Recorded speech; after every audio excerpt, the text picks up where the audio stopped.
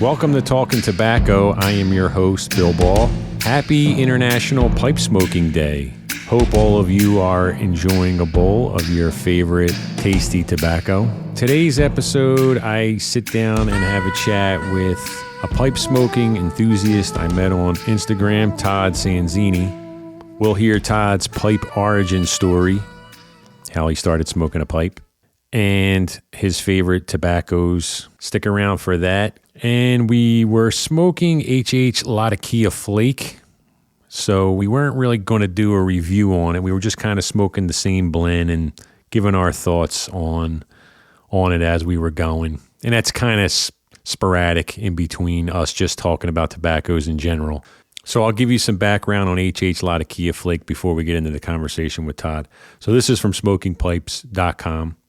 This is an English blend, obviously being called Latakia Flake. The components are Virginia, Latakia, Burley, and Orientals. So maybe it's an American English tobacco, since it's got that splash of Burley. So here's some smoking pipes. The Latakia is up front. The Virginia chimes in with a bit of sweetness. The Orientals throw in spice, while the Burley provides elements of nut and earth. All are hot pressed to marry the flavors into a dark, complex cooperation. Latakia Flake is, in short, another uniquely fine flake brought to us by McBaron. Back when this came out, maybe 6 or 7 years ago, there were rumblings online about it not being Latakia forward enough. And I think when you have something called Latakia Flake, people are expecting a lat bomb. It's really good, and there's plenty of Latakia in it. I mean, it's a black flake, but it's not a lat bomb, but it's delicious. It's very good. It's nutty, it's earthy, some coffee notes, and there's this note that I talk about in the conversation with Todd where I kind of get these hint of pine, maybe pine nuts on the very finish. It's faint, but I think it's there. And I got that from a video I was watching on YouTube, Tea and Tobacco. I think he said that, and I started really sitting there with it, and I'm like, yeah, I do kind of get that pine nut flavor. So this could be a good holiday blend too. It's not a lat, like I said, it's not a lat bomb, so you don't need it late night, although it can be, and I think it would be for Todd, and he talks about that in this episode. But for me, I think you can have this any time of day, especially if you were a heavy English smoker. I mean, this could be your breakfast blend, really. I mean, it's not that light. It's nowhere near as light as early morning pipe, no way, or standard mixture even. There are a couple other blends I've had, English blends with Burley, and they do have a similar profile, which you would, could understand since they have the same components. But Seattle Pipe Club has a blend called Hood Canal that I loved when I first got it years ago. Now it seems a little too sweet for me, but it is similar to Hood Canal. And there's another blend I like by Drucker and Sons called First Amendment. I don't hear much about that blend. I should do a review on that. But that has Burley in it as well, and that has even less Latakia. I'm into that blend a lot right now, because it's kind of got, a toned down Latakia with more Burley than this Latakia Flake. So I just wanted to go over that a little bit, because when me and Todd first started talking, we were smoking the same tobacco on purpose, but we never really do a review on it. Which is fine, because when I have a guest on, I want to hear all about their smoking experience and how they got started and where they are now. So I wasn't too worried about getting too deep into the flavors and profile of what we were smoking. But we do touch on it a little bit, but I wanted to read that description here just so you had it, so you know what we're smoking, and you can kind of get into the conversation, at least knowing what we were doing. Check the show notes for Todd's Instagram handle if you want to connect with him there. So sit back and relax and enjoy my tobacco talk with Todd Sanzini. Thanks for coming on the show, Todd. I appreciate it. Thank you for having me, sir. Nice to meet you. Yeah, good to meet you. We've been chatting through Instagram for probably a couple months, so it's nice to finally meet you virtually. Yeah, I thought you ghosted me because you lost your access to your account for a while there. I said, well, nice meeting this guy. He's gone. Yeah. Dude, that was a straight nightmare. So, yeah, this account that I'm in now, the Talking Tobacco Instagram account, which I have access to now, I built that up, and that's where we met. I got that up to I'm talking to like 800 people, sort of, and I got locked out. So it was like a nightmare to figure out how to get it back. So I started a second page, and I was really getting like, I don't know, just like down on the whole process. I was like, I don't feel like doing this again. I don't feel like starting this over again. All the guys that I'm trying to request for friends, they're probably like, this is a fake account. The other one's over there. So it took me forever. But then I finally got in. You know what I had to do? And I didn't even know about it until I was just like clicking around. I had to do like the facial recognition, which I really didn't want to do. But they make you like hold your phone up to your face and do like a digital scan. Right. So now like the government probably watching me at all times. This was through Instagram? Instagram asked you to do this? Interesting. Yeah, it was Instagram. I know. All right, so today we're smoking HH Latakia Flake. Yes, we are. Me and Todd were texting about it and trying to figure out which blends we had similar, and I'm sure we have a lot similar. I would think so. Although I don't know, how do we land on this? It was kind of your choice, I think, but I was thinking about it or as I was filling up my pipe, I guess. I thought, are you much of a Latakia guy? That's what I was wondering, I guess. No. Well, I used to be. And I talked about this in a couple of the shows, and it's like huge Latakia guy, had tons of English blends. You know how you start going through that period where you like something and you keep buying all the similar blends to see, I wonder if this one's better. I wonder what this one's like. Like we're never satisfied in this hobby. You know what I mean? Correct. So it was like, I remember when I first like fell in love with plum pudding, and I was like, oh my God, what else is like? There's nothing else like it. You know what I mean? They're similar. You can find Latakia Orientals in Virginia, but it's just never going to be exact. And I don't know why we just don't enjoy that blend. It's like, oh, what else? I'm going to fire my pipe up. Are you smoking already? I lit right before we started talking. So yes, I'm smoking. Okay, cool. Take your time, sure. So while I light this, do you mind giving us just a little bit about like yourself? Like where are you from again? Yeah. Right now I live just outside of Frederick, Maryland. I've been in Maryland most of my life, born and raised in the Baltimore suburbs, I guess you'd say, between Baltimore and D.C. So lived here most of my life. Past 10 years, I've moved around a little bit. Lived in North Carolina for a few years, lived in Virginia for a couple of years, and now I'm back in Maryland. Sports fan? Yes, sir. Baltimore guy, through family and, where I was living. So I'm a Ravens guy and Orioles guy, at heart. But, I also kind of got into the Red Sox a while back because the Orioles were so hard to cheer for. It was like, let me find some other team in the division that also hates the Yankees.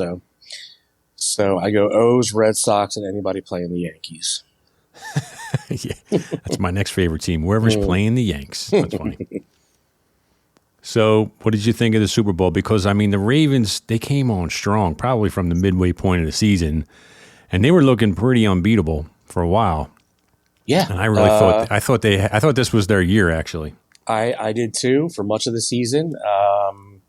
Thought this is it. They've got all the pieces in place, and Lamar's playing lights out, and he was doing everything right. He had learned to be a pocket. Well, not learned. He had always been, but they let him be a pocket passer more than he had been, and plus he could always do it with his legs. And anyway, long story short, I thought they were in it too, and then, God damn, they wilted. They wilted again in the postseason. So I don't know. They were right there. I don't know what to say. It's hard, man. They were right there. Yep. It's tough. Yep. When did you start smoking this HH Latakia Flake? Have you had it for a while? Is it one of your go-tos, or just one that you kind of bought and tried and just have around? I don't know. I don't know if it's right to say I had go-tos. I have such a big, so I have like, totes in the closet, But anyway, I guess I got this one fairly early on, or at least let's go like 6 months in, when I started discovering that I actually like the darker, deeper stuff like Latakia. I guess I tried it out, and I had already kind of gotten on board with the HH line, and since then I've discovered everything from HH I love. So this is no exception to that rule. Yeah, it's good stuff. The whole HH line, I mean, let me think of what I've had so far from it. I probably haven't had the whole line. I've had this, Latakia Flake, Pure Virginia, and the HH Burley Flake. And so far, like, these are my favorite flakes to like to handle. You know what I mean? Does that make sense? Yeah, sure. It's all part of the sensory experience of smoking. Is the handling of it, the smelling of it, in addition to the smoke. Obviously, it all goes together, I think. They just they break up so easy for me. I'm sure for everybody else too, but like I guess everybody has flakes that I guess just I don't know, styles of cut that they like to handle. And the HH flakes for me, I just fold them, put them in my palm, and just give them a nice, easy, like almost like you're making a meatball, Todd. You know about that. You just kind of like rub your palms together, and it just breaks up nice and easy, and you're like, oh my God. I don't want to break up my meatball. No, not the meatball. The meatball's going to stay. The meatball's going to stay together. It'll be a ball when I put it in. Yeah, exactly. You know what's funny? Now that you mention that, this is funny. So, obviously we're trying to break up flake that way, right? And the HH line breaks up beautifully like that. But there's flakes that don't, and I'm struggling to smoke them. And I talked about this in another episode, but like I started smoking, I got a tin of Sam Gow with 1792 flake. Mm-hmm. And when I put that in my palm and try to rub out that flake, it turns into a ball. That's how much there's still so much moisture in there. So through trial and error with flakes and other things you got to kind of break up, I've migrated away from the palm technique. And I suggest you do the same with the tougher ones. I'm listening. Don't roll it in your palm. You're not rolling meatballs after all. I like your analogy, but that's not what you're doing. Okay. No, just use your fingertips. Use your thumb and your first two fingers and rub it out. I do it with both hands at the same time. I put the flake on a little. I actually use just like a piece of what do you call it? It's like a heavy duty paper, cardstock. And that's actually, I have trays, prep trays that I might leave stuff on to dry out a little bit or whatever. But when I actually prep the tobacco, I just use a piece of cardstock, fold it in half, then you unfold it, and then I work the tobacco into what I want it to be, and then I use the folded paper to dump the rest back in the jar, for whatever doesn't fit in the bowl. So, yeah, just use your fingertips. I think it's much better. I couldn't get that Gowith broken up hardly at all. And I literally took out a pair of scissors and just started cutting it, like almost cube cutting it, because I was like, I don't know what else to. I love that 17. Have you had that one, 1792? Oh, yeah. That's good stuff. And that is the only downfall to that one is it's notorious for needing a bunch of relights. Like it doesn't seem to want to light and stay lit, but it's fantastic. Right, exactly. So that's where I struggle with that. And there's times where I was never a Lakeland guy. And when I had that, the first puff, I was like, oh no, I didn't know this. And then I swear, like a quarter way down the bowl, I was like, this is amazing. Yeah. And that started getting me on, what other Lakelands did I put away?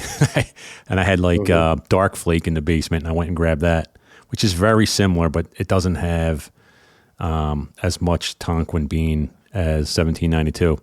I like 1792 better. Tonkin just kind of gives it a vanilla taste. Yeah.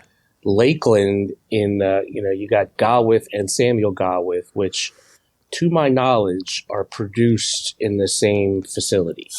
I think they are now. I think they got back together. So you're liable to get a little bit of that Lakeland essence, floating around in the air there. And it all, Galwith, especially the Galwith Hogarth, is notorious for having that, even blends that don't say Lakeland might have something to it because it's just in the air there or something. Yeah. And I think I think Sam Galwith falls into that sometimes too. Yeah. I agree with that. As we're smoking this down, do you have a pipe origin story? Do you have an actual? Can you think back to a time when you first got into pipes and how that happened? Oh, for sure, because it wasn't that long ago. Oh, so okay. my background with piping is, first of all, as I guess a lot of guys maybe, my dad did it before me. When I was a kid, growing up into my teens and early 20s, my dad smoked the pipe, and he stopped, a long time ago. My dad's now passed away, but he passed at 76. So for the last, I don't know, 25, 30 years of his life, he didn't smoke.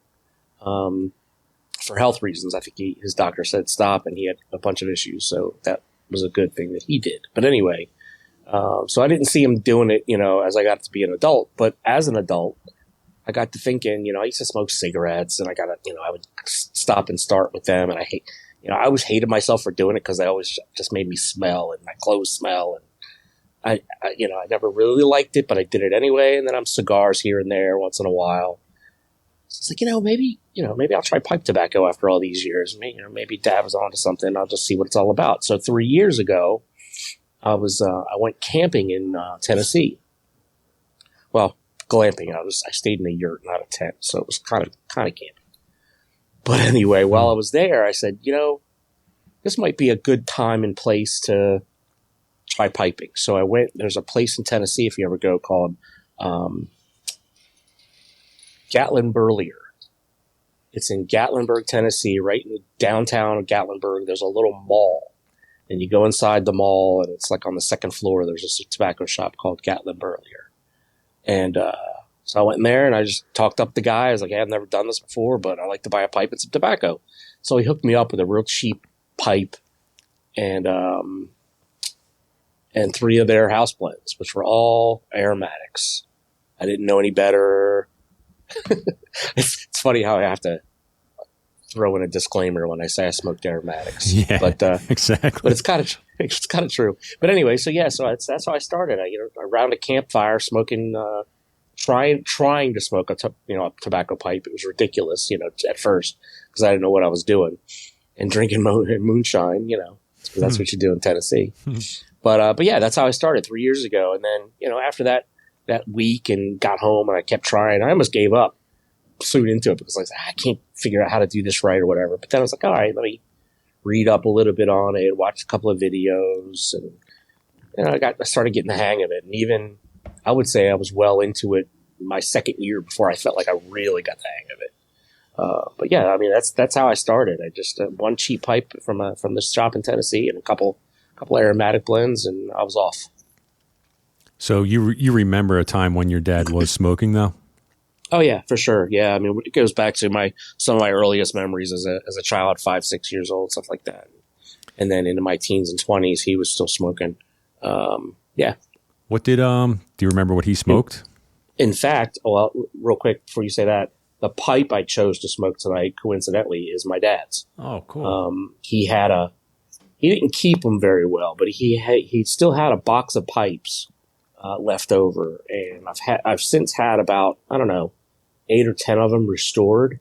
So they're all smokable now. This one I'm smoking now is a meerschaum pipe that I just cleaned up myself. There wasn't any restoring to it. I just had to clean it really good.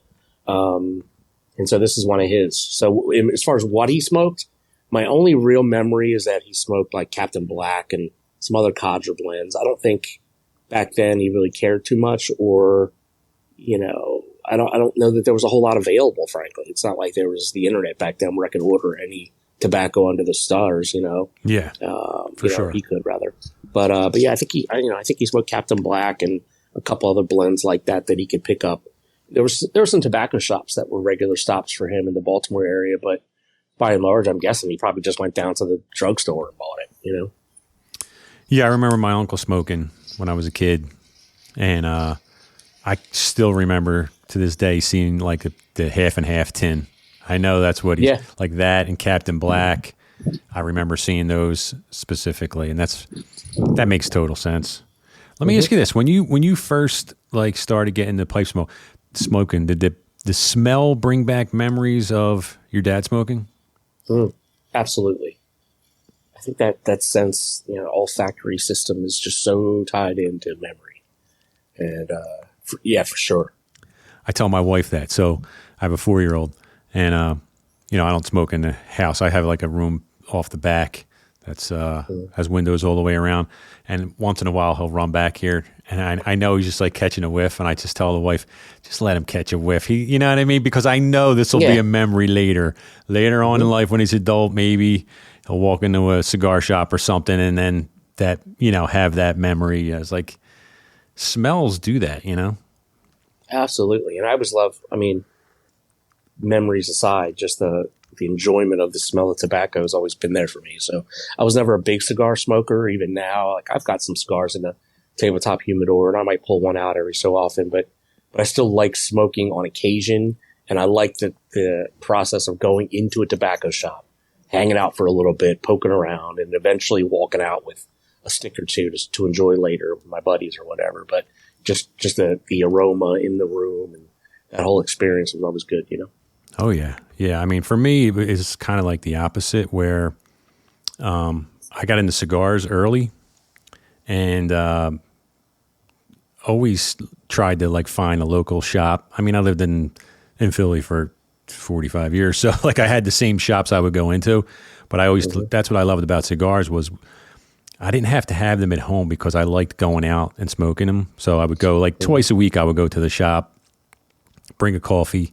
So I always like smoking with coffee, and grab a cigar and just sit with the guys for 2 hours talking and smoking. Like that was part of it.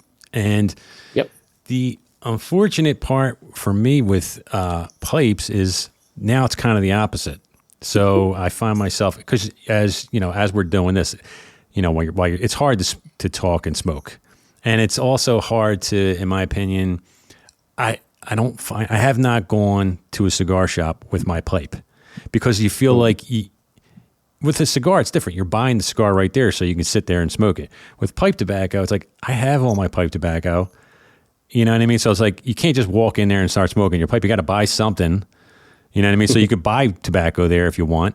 But like, it's just, it's a different, that's the one drawback for me. And it's funny because I started smoking a pipe from the cigar shop.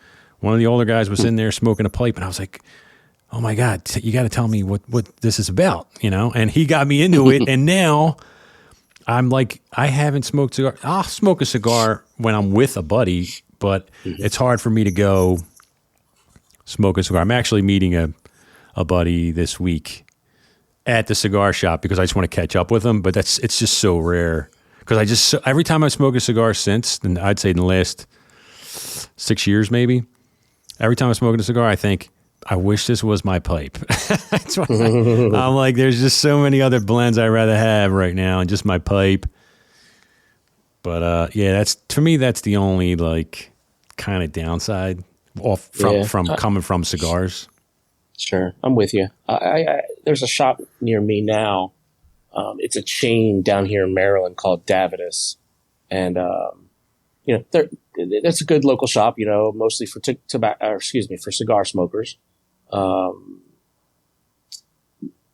a whole lot of pipe stuff. They do have, depending on which shop you go to, there's probably 10 or 12 of them in the state. They might have, one little display case with pipes and maybe a couple tins and a couple of Peter Stokkebye bulk blends or whatever. And that's about it. But the one right near my house, I've gone into a couple times with my pipe. I don't care. I'll just take it with me. And they're usually pretty good. Like, they're not demanding, like, you got to stop and buy something. Usually they'll go, yeah, go ahead and have us, welcome in. In cool. fact, the one guy that worked there was more than happy to have us because he was a pipe smoker and he was happy to have somebody to talk to about it, although he was smoking a cigar while he was working. But, so we just sat down together because it was a slow Sunday morning or whatever, and we just had a chat. But, not long ago, I went in there one day. I had off on a weekday, and was like, I'm gonna go to the shop today. So I sat in there, and it just so happened there was a bunch of guys, and it must have been a regular like weekly thing for all these guys to get together and have a smoke together. And it was just a bunch of old guys. It was so fun to be around them and just be a fly on the wall. I didn't know any of these fellas. I ended up striking up a conversation here or there because they were all nice guys. But for the most part, I just sat in the corner, smoking my pipe and listening to conversations. They were a bunch of, former military, or there was a couple guys who mentioned being in the Secret Service. They were just talking shop, talking stories. And, and this is 1:00 in the afternoon on a Tuesday. Not only were they all puffing on cigars, but a bunch of them had brought whiskey in,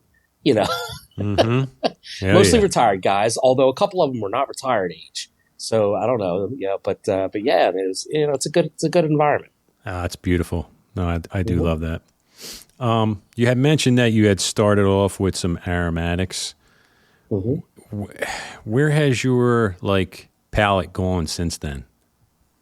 So when people ask me what do I like, what do I usually smoke? Truth of the matter is I smoke everything. I even still have a few aromatics that I'll reach for once in a while, although that's a rare occasion.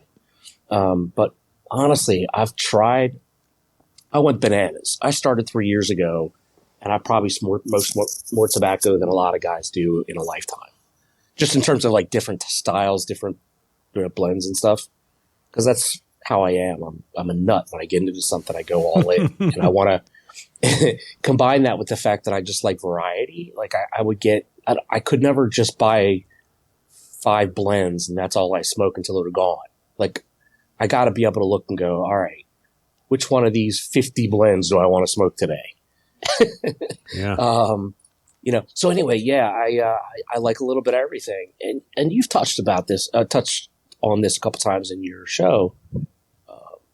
I think you and I are similar in respect of, or maybe we are, I don't know, maybe I'm mistaken, but I know with me, there's a few things that dictate my smoke. So first thing, I'm a tobacco first guy and a pipe second. Mm-hmm. So I'll take a few minutes, deciding which tobacco to smoke, and then I'll go, okay, which pipe do I want to go with this tobacco? And that's how I am. I think you're the same. Yeah. Yeah, absolutely. Yeah. And so there's that. And the other thing that sort of drives me, not as a rule, but as a general guideline, is what time of day it is. Time of day. Mm-hmm. Time of day and kind of like weather. So in the mornings, for instance, and I don't always get a chance to smoke in the mornings. Usually it's a Saturday or Sunday morning, but I'm smoking Virginia, almost consistently Virginia or Virginia Perique. Okay. Give me some blends if you don't mind. Yeah. So let's see. Favorite Virginias. Astley's number 40, I think it's 44, is a dark Virginia flake. Love that. I love Salty Dogs. I haven't had that one yet. That's Dan Tobacco, right? Yep. It comes in a pouch. Yeah. How is a little bit hard to find. Oh, it's tremendous. That's like an old school, traditional kind of Navy style tobacco. Is that a plug? It is a plug. Okay. It's one of the hardest plugs you'll ever come across. So that's where you have to really break out the knife? So, yeah. Okay. For sure. I've got my cutting board and I've got a knife that actually a pipe buddy made for me. It's a beautiful sharp blade. I love that thing for my plugs. But so that's great. I like, you mentioned the HH Pure Virginia. I like that a lot. I like some of the Red Virginias too, even some of the C&D, Carolina Red Flake and the one with Perique as well. I like those. I like St. Bruno. Have you had St. Bruno? Yeah, I have St. Bruno here. Mm-hmm. I don't know if that's so much of, I can't remember what all's in that, but maybe it might be a Virginia Burley. Yes, it's a Virginia Burley. I think they have it actually classified as an aromatic. Yeah, I think you might be right. Yeah. I think you might be right, but it's not to me. But I mean, okay. No, it's really good. It's really good. Mm-hmm. Actually, that was one of the tobaccos I ran and grabbed to try again. after I tasted the 1792 Flake. I was like, oh my! I was trying to think of all the blends that had that essence, you know. So I was like, oh wait, I put St. Bruno away for so long ago. Let me go and. Well, I'll tell you, it's a beautiful. Well, like a lot of Virginias, it's beautiful aged. I've happened to come across a tin somewhere. Somebody was selling off that was 2017 maybe. So it's 7-8 years old or whatever, and it's tremendous. Yeah, I mean that's just to name a few. I've got my daily cabinet is a couple shelves and a couple drawers, and the one shelf that's completely full is my Virginia shelf. Got them all divided that way, So I got a bunch of Virginias in there that I'll go through. What else was I smoking the other day that I hadn't smoked in a while?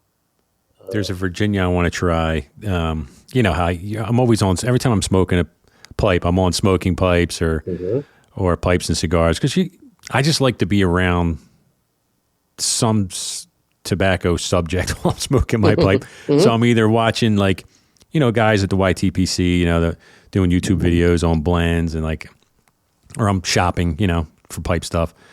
And the one that I keep looking at is I want to try the Rattrays blends. I haven't tried any Rattrays yet. Okay. And I want to get for a straight Virginia, I want to get the GLP's Union Square.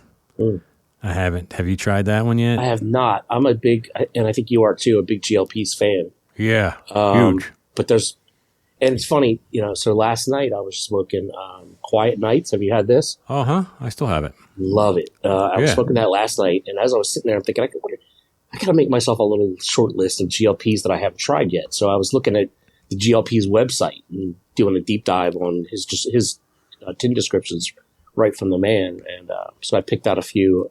I don't remember reading about that one, but I'll have to add it. Yeah, I saw, I forget how I stumbled upon that, but there was a couple of videos out there talking about Union Square, and I was like, for a straight Virginia, it's got to be really good, So I'm like, I got to try that one. So what about if it's midday? What are you smoking midday? It's a mixed bag. It really could be just about anything, depending on what my mood is, and maybe if it's cold or whatever. But I'm usually Virginia, Burley, and then dark fired or Latakia in the evening, or an English blend in the evening. Yeah. So that's sort of if I have 3 pipes in the day, that's probably how I'm working it. Yeah, that's probably I don't want to say most because there's so many different types of pipe smoker out there. And what I started thinking about this for myself, and I was so into heavy English blends when I first started. And I would wake up, and when I had the chance to have a pipe with a coffee, I'm going for I was smoking Westminster or Ashton's Artisan's blend. I mean, I was going for some heavy hitters, and I started thinking about why that is. After I got into other styles like Virginia's, other lighter blends, and I think. Looking at it now, I probably wouldn't do that. And not because I'm off a lot of key, but because I like all these other tobaccos. And if I had a chance to smoke multiple bowls in a day, I rather gradually increase the flavor bomb. You know what I mean? Because back then I was only be able to get 1 bowl a day. If it was the morning, that was it. That's all I had. So I just went for the most, powerful, full flavored blend because it's not going to mess up my palate for the rest of the day. I'm not going to get a chance to smoke it.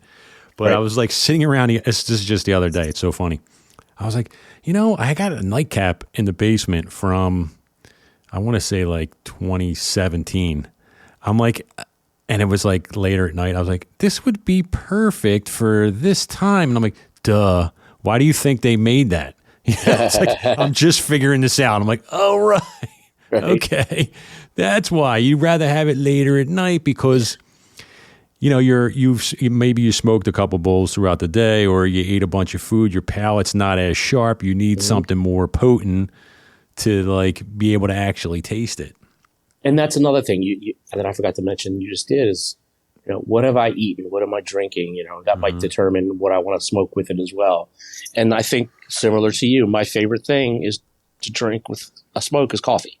I'm drinking. I can't. heaven forbid I drink a regular coffee this time of night, I'll never sleep. So I'm drinking decaf. Right.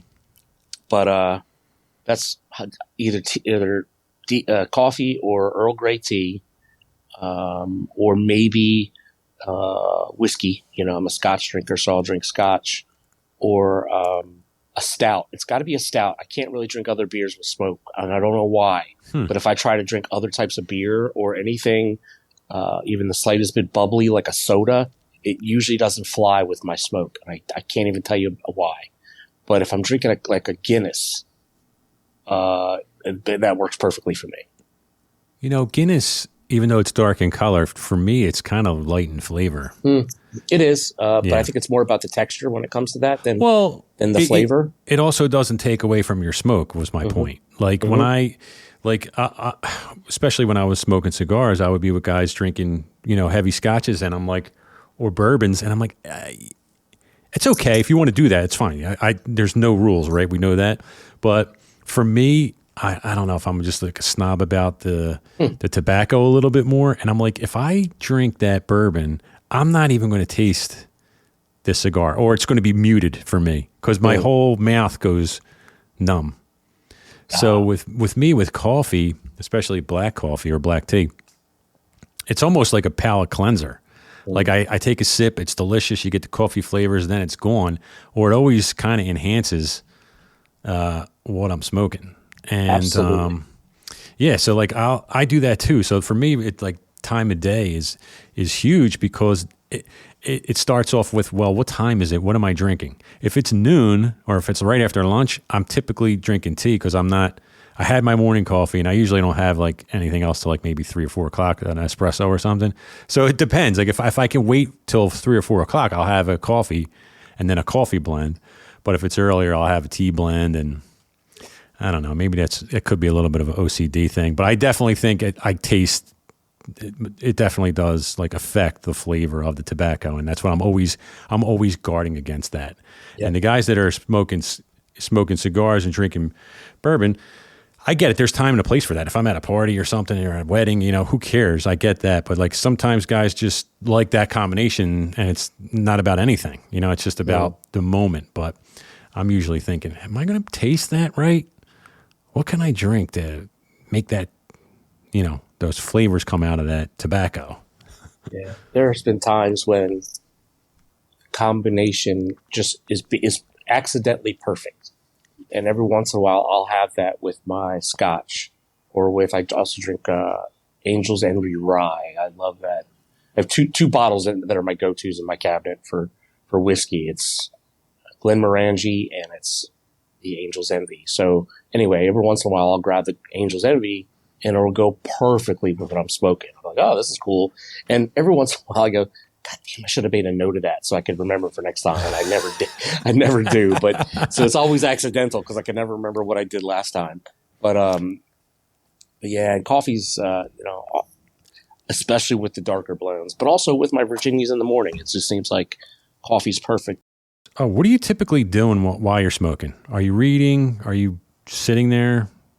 Videos, thinking, stroking your beard? It depends. All the above. It depends on my mood and what's happening. I mean, I do have, so like I shared with you earlier, like I'm just sitting on my patio and I don't have a TV out here, but I do bring my iPad out. And sometimes I use it to read because I got my Kindle on there. Sometimes I use it to watch a TV show or a movie. And sometimes I'm not looking at it at all. Okay, here's my routine. The only thing that's part of that I do almost every time is I look at tobacco reviews to refresh my memory about the blend I'm smoking now. And I'll look at the ingredients and the review, the description, and I might read a couple of reviews. I might have read them already a million times, but I'll do it again because I just want to refresh my memory. And that goes to speak to also the size of my cabinet. Like I've got so many blends that I could go months without smoking a blend. So I'm like, let me just refresh my memory here because it's been a while. So I always do that. I always look at tobacco reviews. And then kind of like you, that might take me down a little bit of a rabbit hole where I'll go, okay, I haven't smoked this GLP's blend in a while. Like I did last night. Let me look at GLP's list again and see, if there's something I need to add to my cabinet or whatever. So I do a lot of that. I do kind of like you. I like, I'm incorporating some kind of pipe content, tobacco content into my smoke. But a lot of times too, I'm just vegging out. I might be looking at a movie or half looking at it, but it's on. So I have something to stare at while I'm sitting here. It's usually quiet. Like I'm enjoying our conversation, but 99% of the time I'm just sitting here by myself, not talking to anybody. I'm just enjoying the peace and quiet. Or I might be listening to music, something like that. But usually it's just it's a solitary exercise for me. Yeah, me too. I think it is for a lot of guys. Mm-hmm. I think even if you had a bunch of guys sitting around smoking a pipe, I would imagine, I haven't done that yet. It's always been in the cigar environment. I mean, smoking a pipe is there's probably a lot of dead air, which is fine. There's nothing wrong with that. I mean, that's everybody sitting back, relaxing, not feeling the need to talk much, just sitting there, chilling, puffing on your pipe. When it goes out, that's your turn to talk. When the pipe goes out, that's right. All right, so I'm going to put you on the spot here. This is going to be hard for you to do, but I'm going to do it anyway. Do your best. Mm-hmm. Give me your Mount Rushmore of tobaccos. You have 4 blends for the rest of your life. Mm. All right. So in any given day, this could be number 1, but it's certainly in the top 4 of any given day. And that is Bob's Chocolate Flake. Ooh, okay. Mm-hmm. I love that tobacco. Let's see. Before you go on to number 2, what? There's another chocolate flake. Oh, it's Samuel Gawith chocolate flake. Have you had that one? I have, and I have some of that. I haven't smoked it in a while. I think I still have some of that. Anyway, how does it compare? I like it. They're not dissimilar, but they're definitely not the same. Really? I like Bob's. I like Bob's much better. Okay. So the more that I've smoked Bob's, this is how I describe it. There used to be an ice cream that Haagen-Dazs made. I don't think it's available anymore. I haven't seen it in, 10 or 20 years. It's been a long time. But I remember at one point coming across this, maybe it was just like a limited batch ice cream or something, but it was called like Mayan chocolate or something like that. And it was like a chocolate ice cream that was flavored with cinnamon. And might have been something else in there too, but that's what I remember, chocolate and cinnamon. And the combination of flavors that are in that ice cream are what Bob's Chocolate reminds me of. Okay. It's just special and unique. The Sam Gawith is good too, and I'm sure that because it's both Sam Gawith and Gawith Hogarth, there's probably some crossover there somewhere in the leaf that's being used, or maybe a topping. I don't know. I don't know. But so there's some similarities, but Bob's is definitely better for me. Wow. Okay. Yeah. Well, now I have to get it because I didn't think I had to, because I had Sam Gawith's chocolate flake. All right, so now I have to be on the hunt for. So do yourself a favor, get some of the Bob's, and do a little back to back. Compare the two. I will. And report back. I will. Yeah, I will. All right, number 2. All right, number 2 just came to me while you were talking. So one of the HH lines that was a little bit of a mystery for me for a long time, because it's no longer in production, but I lucked upon some last year, is the HH Mature Virginia. Okay. Now, that hasn't been in production in, I don't know when they stopped. I don't remember. But the batch that I came across was from 2010. And it was a full unopened bag, a pound bag. Wow. And I had to, just a little, side note here. I got this bag from the guy, and he actually felt bad when I described it to him, but I was like, no, dude, it's fine. It's what I expected. It was an unopened, like a cellophane bag. And when I cracked it open, it was dry as a bone. Like there was like this needs to be brought back to life. And if you're interested, I'll go into my routine for rehydrating tobacco. Yeah. Tell us what you did. So for me, and this has come from a piper that I met, through some of the discussion and swap groups, and he befriended me early on, and he was like one of my pipe gurus when I first started. And he said, this is what I do. Other guys have told me not to do this, but I'll tell you, I've done it several times over, and it's worked like a charm every single time. So in this case, it was a full pound. So I had this sucker spread over my entire kitchen counter. And I had like a paper bag laid on top of the counter. So the tobacco was on the paper. But I spread it all out thin, and I have a spray bottle with distilled water. And I just spritzed it all over the tobacco, directly onto the tobacco. So I got it wet, but not like sopping or anything like that. But it was definitely like damp to the touch. Got it misty. Yeah. And you could see a little bit of a glisten from the water on it, but it wasn't sopping or anything, barely. And I just stirred it around a little bit. And then I put it into a plastic bag. Well, this time I used because it was a pound, I probably did 4 different bags. But I just put it into a Ziploc bag. And I squeezed it as much of the air out of it as I could. I rolled it up and I stuck it in my cabinet for 3 days. And that's it. 3 days later, I brought it out. It was perfect. Wow. So you did the whole pound at once? I did. And then I jarred it all up. Okay. Jarred it all up. And, I got, a couple jars of it. And I've shared it out because I thought, because of all the tobacco I have, there's no way I'm going to smoke a whole pound of this. So I'm going to share the wealth. And I gave 1 jar away. I sold a couple jars away, but I've still got a half a pound of it. Oh, wow. But yeah. I might have to hit you up for some of that. Okay. Hey, man, happy to share. One of these days I'll come up to Philly. We'll have to have a smoke together. I love Philly anyway. No, that's cool. But, yeah, man. So, but yeah, if we can talk offline about, if you want to swap some things or whatever, we're glad to do that too.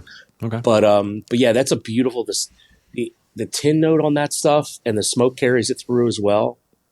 I describe it as it reminds me of bacon. It's like just the smoky, crispy, just really flavorful, little vinegar taste. It's excellent. It's I love the stuff. So that's there too. I wonder why they would discontinue if it was an HH line. I wonder why they would stop. Maybe they couldn't get. Was it? Maybe it was already aged when they had it, and that's why they called it matured Virginia. Maybe it had a few years on it, and they ran out. Maybe something like that. I gotta look that up. I have to do some research on that. I really don't know. Yeah, I'll look into that. But you know what? If I got to tell you, man, you got balls, because I don't think I would have sprayed the whole pound. If I know me, I probably would have took out a two ounces and tried it with that just in case I destroyed it. But good for you, man. Good for you. That's not the first time I had done it, so you're not wrong. Okay, if this was the first time trying, I would not have done the whole pound. But I have done smaller increments before with every bit of success. Each time I did it, it worked out perfectly. So I was like, I'm just going to do it the way. Now, other people have told me different ways that I should do it, but I was like, I'll stick with what's gotten me here. It's so far so good, So now that's interesting. I would try that, but the way I haven't had to rehydrate much tobacco, but when I did, I got this really dry. It was a weird thing because it's it was a crumble. It was an English crumble cake. It was Seattle Pipe Club's Hood Canal, and which is actually, it's funny, I didn't do this on purpose, but it's similar to this blend because it has burley in it. And I'm noticing that English blends that have a little bit of burley, to me, have a little bit of a similar quality. But anyway, getting back to the Hood Canal, what I did was I saw this video on YouTube. So it was in a small bowl jar, like the little bowl jars. And I tried this. So the guy got a paper towel. Well, he takes the cap off, unscrews the cap, puts the paper towel over top, or not a paper towel. It was like a thin dish towel or thin. I don't know how else to describe it. A thin towel, and put it over the opening with a rubber band over top. Boiled water like a tea kettle and held the jar over top of the steam and let the steam come in. And I've done it. And you could see the steam building up inside the jar. It only takes 20 seconds. Flip it back over and then take the cloth off and put the cap right back on. And it worked. You're putting moisture in there. I guess the trick is not to do too much so you don't get mold. It's always probably better to do little at a time because you can always do more. Right. Once it gets mold in there, I think you're screwed. I don't think there's any coming back from that. And I was so afraid of that. The first time I ever tried it, I was like, oh, I don't know about this, but it worked, and tried it again. It worked. I was like, okay, I'm so far. And every once in a while I'll go back in and I'll look, and I'm like, just praying that after 6-8 months, the mold hasn't It's all appeared. good. Yeah. No, that's what you got to do. All right. So we got Bob's Chocolate. We have a discontinued, which is unfair. HH Matured Virginia. Sorry. What do you got for number 3? Gosh, I don't know. I know, dude. It's hard. I get it. I'm not going to, but listen, this doesn't really mean anything. So you can just say whatever you want. I'm not going to hold you to it. The tobaccos are not listening to you, by the way. So go ahead. I'm going to go, St. Bruno probably. I love that blend. We mentioned that earlier. St. Bruno is fantastic. And I love it even more every time I smoke it. Oh, wow. And are you same way with a fresh tin of that, or it has to have a few years on it? Now that you mention it, I think the only bit I smoked is this older tin, so I don't know. Okay. Good question. I don't know. And I've got some tins that I bought that'll, I guess by the time I get to them, they'll have some age on them. I don't know. Well, so I might never know. Never know. Good for you. Yeah. Maybe I think I might buy some, some of the ready rubbed and try that out fresh and see what the difference is. But all right. So your last one. It's the last pick. Last pick. This is pressure. Come on. It really is, pal. A lot of pressure, man. I'm actually looking. I can see through the window from where I'm sitting. I can see my cabinet. Because I can't see anything on it. I'm just looking at the cabinet for inspiration, thinking something will jump out at me. How about this? You want to give me your favorite codger then for number 4? If you can't think of a number 4, I don't have a favorite codger. I'm gonna okay. I'm just gonna claim, on one hand ignorance, on the other hand a little bit of snobbery. I was going to say snobbery. Yeah, because I know I have tried a couple. I've tried a couple of different Captain Blacks when I was starting out because Dad. He was like, "Oh, you got to try my old favorite." Okay, and I've had I've got a little bit of Five Brothers in there. Gosh, those might be the only ones I've had that are a codger of the codger. All right, I won't put you on. All right, so we'll skip this. We'll skip codger. Give me your number 4. All right, let me just pick something here. There you go. Let me go with, have you lucked into getting any HU tobaccos yet? No. Are you familiar? Do you know what I'm talking about?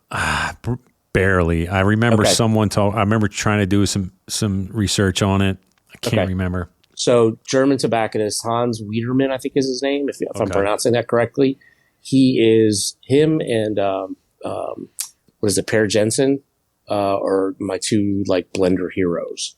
And so HU, they're not sold in the United States currently. Although I think I saw a notice come out late last year that they're going to be available to some domestic distributors. So keep your eyes open this year for HU to come on the market locally, domestically, I should say. But I went ahead and ordered it from overseas a couple times, and I've gotten some HU blends. And I don't think, if I remember correctly, that you're much of a burley guy, or you're trying to warm up the burleys. Maybe am I right on that, or am I mistaken? No, I love HH Burley Flake. I have Cobblestone Outdoor Hiking. That's good. Yeah. I had Solani aged Burley Flake. I just can't get it anymore. I like that a lot. I haven't really found a C&D Burley that I love yet. Yeah. And you're fine. I would say don't bother. Okay. The ones you just mentioned, the HH and the Solani, and the Wessex Burley is another one you gotta. I always look for that, and I've never seen it in stock. Okay. Well, those are the 3 of the ones that are typically available that I would say stick with. But HU tobacco makes a couple of burleys that are just outstanding. So if you ever get around to it, or maybe we could swap samples, I think I've got some handy. They make a couple, and one of them, oh gosh, I'm not going to even remember the name of it. I'm blanking on the name because there's 3 of them that I have in my cabinet right now, and I just sort of get them in my head mixed up, even though each one is unique. They're all 3 burley blends, and they're all excellent. But you just mentioned the Solani aged Burley Flake, though. That's another one I lucked into an older tin of that one. I think it was like a 2012 tin or something. Might even been older than that. But I finally finished that out like a month or two ago, maybe before Christmas. And I'm sad about it because I haven't had it since. But that might be number 4 for me. That might be it. Right there. Okay. Yeah. That's awesome. Yeah. How do you feel about this HH Latakia Flake? Oh, I love it. I've been talking a lot, so I've had to do a bunch of relights, but Me too. it's good. It's not. I don't even know it's Latakia in the name, and I know that's probably the primary ingredient. I don't get that. That's so. It's not a lap bomb. You agree? I totally agree. Mm-hmm.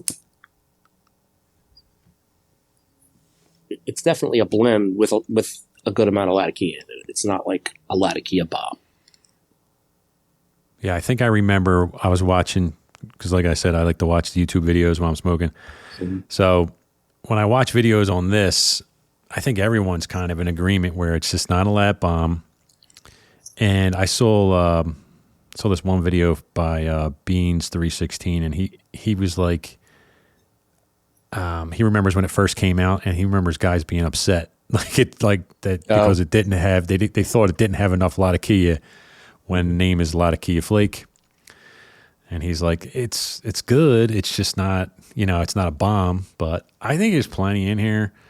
I do this. It was when I was talking earlier about Seattle Pipe Club's Hood Canal, because I started going through the Seattle Pipe Club lines after Plum Pudding, and I had Hood Canal, and I was like, wow, this is a little different, and it's got burley, and it just gives it that little something a little different. It's like a little nutty. It kind of calms it down a little bit, and I started going on this like English blend with burley kick, and that's why I wind up buying this one.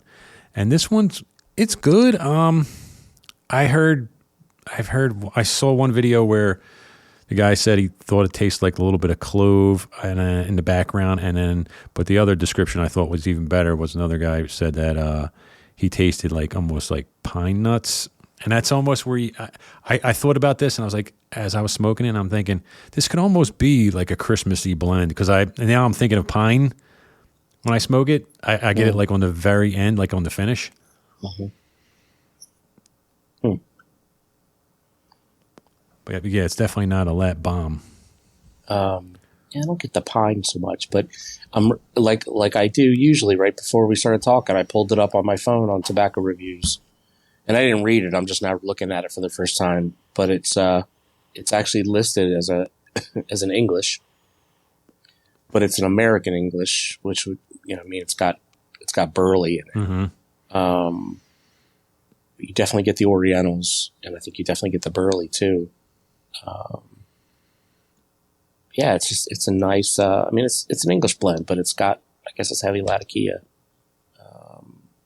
Maybe it could be like for us, when we're looking like to progressively, increase our flavor bombs throughout the day. This could probably be like a midday, or even an early or late morning English blend, or even a morning. Not for English me. blend. This is definitely a late night blend for me. Okay. Yeah, I wouldn't. My routine, I wouldn't pull it out midday. Well, would you say you're more of a Virginia lover, though? I really do smoke everything, but you really don't want to be pigeonholed in it. I don't. No, I think with Virginias and Virginia blends, there's so much variety. And I think maybe that more than anything is the reason why I have so many of them. Not because that's my favorite necessarily, but depending on what it's mixed with, if it's a Virginia Burley or if it's a Virginia Perique or whatever, or straight Virginias, even in the category of straight Virginias, depending on if they're stoved or not, or how much they're aged or whatever, you cover quite a wide spectrum of flavors. So there's a lot of variety in the Virginia and Virginia blend category. So I think that's why I just have more of those than anything. And I could always find something in that batch to smoke and enjoy, Yeah. I mean, I love Virginia, but I think for me, when it's cold out, it's hard because I got to sit in the back and, open up a bunch of windows, and I'm usually freezing and wearing jackets like I am now.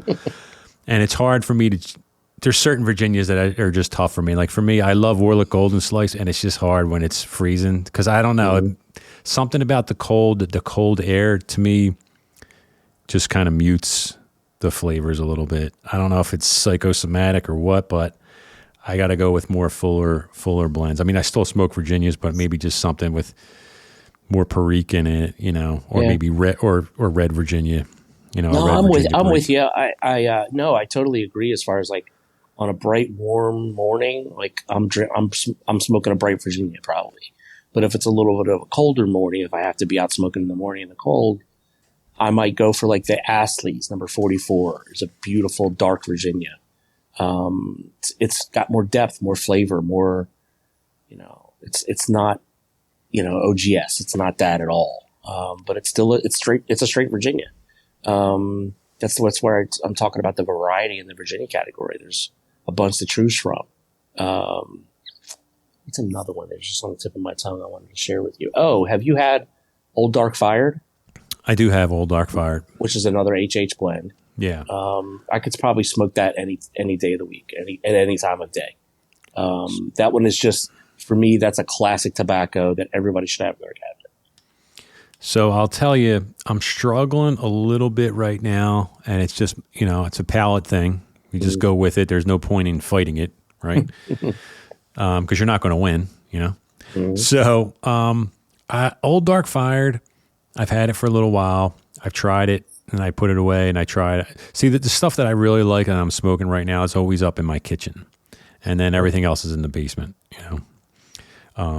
And then the Old Dark Fire keeps going to the basement, and I'll tell you why.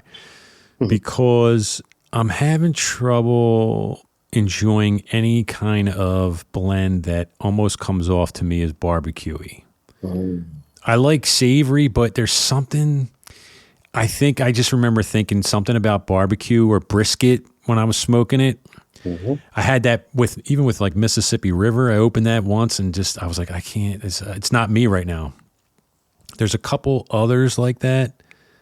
I can't think of. Those are the two that come to mind right now that almost come off to me as something on the grill. And I don't know if it's something I'm ever going to really get into, because I don't know if I want to. It sounds so stupid because it does kind of go together, like a brisket and a barbecue and pipe smoke. But for some reason, my palate right now is more off in other places. All right, well, since you said that mature Virginia, the HH mature Virginia I mentioned earlier, yeah, I'm going to hold that for you. I'm not going to send it to you now because you won't like it. Okay, is it like that? Is it barbecue-y? It's definitely barbecue. It's definitely got that like smoky, vinegary flavor to it for sure. Okay. Yep. All right. But if you think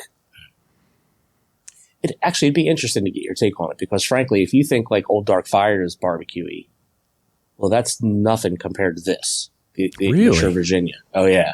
I'm surprised a straight Virginia would be more potent than like a Dark Fire Kentucky. I know. I know. And I'd be interested to know if you think the level of barbecueness in this actually puts it over the top for you in terms of not liking it, or actually makes you go, no, that's a good barbecue smoke. You know, like what a 180. Yeah. Okay. I don't know. Oh, that's good, man. Let's go ahead and wrap this up. We've been going for like an hour. Yeah. Todd, I really appreciate you coming on, man, and I'm glad I finally got to meet you. Why don't you give your Instagram handle? Sure. So it's I think my Instagram handle now, because I changed it once or twice. I think it's just same as my Facebook, and I'm active on Facebook too, and it's the same name. It's just Todd V Sanzini, which is a take on my real name. It's not really my real name, but it's close enough. But yeah, I mean, that's me. I mean, I'm active on both. Usually I'll post, whatever I'm smoking on Instagram and copy it to Facebook because they're linked. So you can find me in both places. I think that's called an alias, Todd. Let's be real. I'm just kidding. Well, when I first started smoking, that's kind of was the idea. I didn't want anybody to know who I really was, and I didn't want any of my compatriots, my friends, that actually find out I'm this old pipe smoking man. I'm the same, dude. You know what I mean? Why do you think my Instagram is talking tobacco? You know what I mean? I said I don't want my worlds colliding. I don't want separate worlds. I'll have my real life over here and my pipe life over here. When I get followers, we all do, and I which is great. I love it, and I'll look at their page. If I don't see a pipe, I'm just not following. And I'm not trying to be rude. I'm trying to keep this organized where I just want to see pipe stuff. You and I are exactly the same in that way. Yep. Yeah. Same. Yep. That's why I'm here. I'm on this page for pipes and pipe tobacco only. So, yep. That's oh funny. Man, you want to come back on, and when I get Jay Blanchard, we'll do. We'll have a little group therapy a little round session. table? Yeah, I'd love it, man. Invite me anytime. I've enjoyed talking with you. And yeah, absolutely. The more the merrier. All right, Todd. I appreciate it, my man. Thanks again. Likewise. And hit me up, offline. And if you want to get a little swapping going, we can do that. Will do. All right, brother.